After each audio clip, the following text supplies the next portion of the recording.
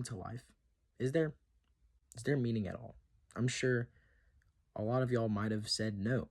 A lot of y'all might have said yes. Some of y'all might have thought about it for a second, was like, well, everything we do in this life doesn't matter in the end.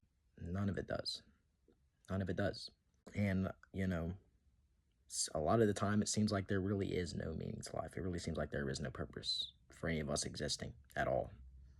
It really does seem like that. If you think there is no meaning to life and that you have no purpose, you're wrong.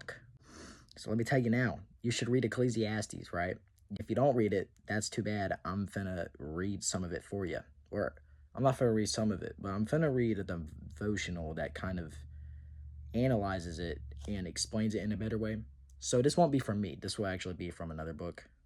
Really, it's from the Bible, right? But like, it's a teen study Bible, pretty much. It has everything from the Bible in it, but it also has things to help you make it more understandable, pretty much. Okay, and I just finished reading Ecclesiastes really recently. There's 12 chapters of it, and so far, I love this book in the Bible. It's great.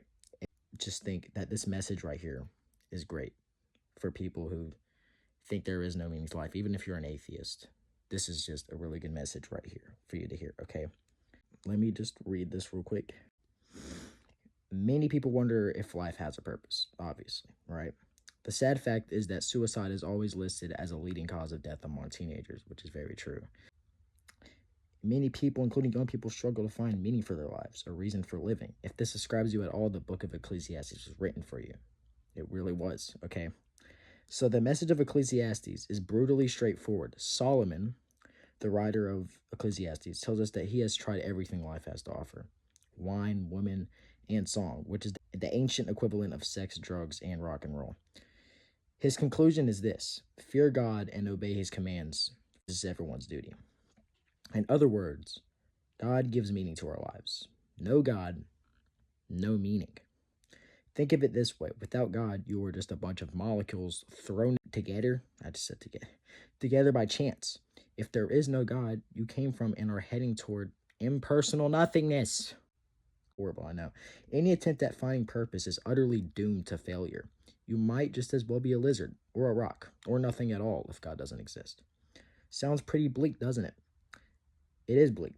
If we subtract God from the equation, this belief that there is no God, therefore no meaning, is what has driven many, including some of the greatest minds in history, to despair, alcoholism, and even suicide.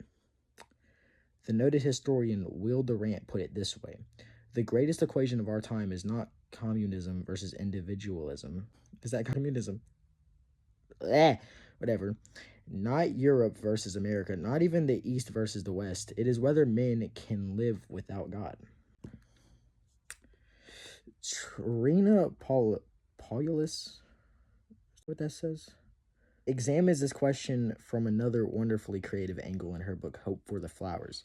The book tells the story of a caterpillar named Stripe and his quest for meaning.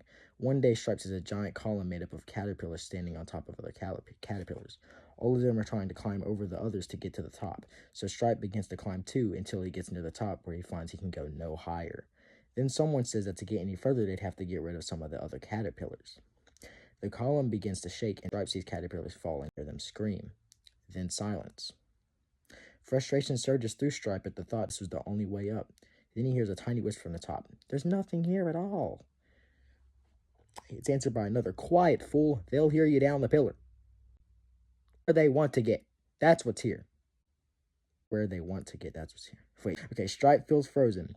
The top isn't so high after all. It only looks good from the bottom.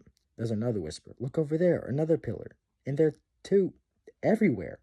Angry and frustrated, Stripe moans, my pillar. Only one of thousands. Millions of caterpillars climbing nowhere. Something is really wrong. But what else is there?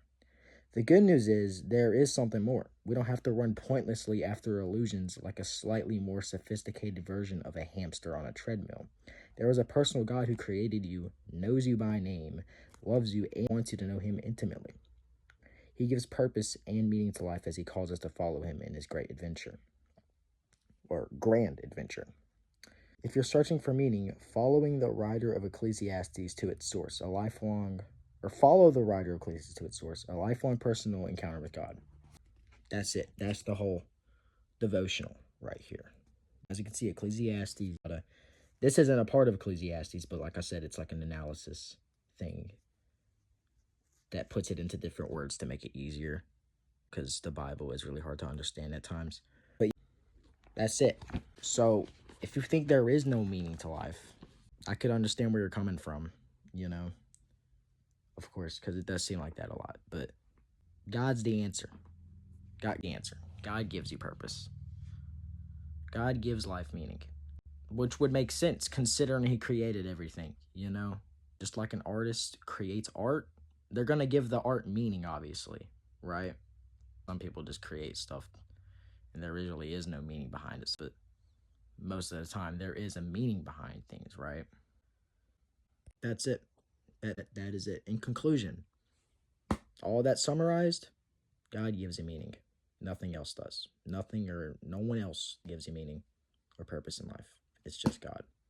Nothing else. Sex, wine, drugs, alcohol, any other, just anything, really. Anything else besides God doesn't give you purpose or meaning. It's that simple. So that's it. See ya. Stay blessed up. God bless you. Jesus loves you. I love you. And Jesus' love is greater than anyone else's. So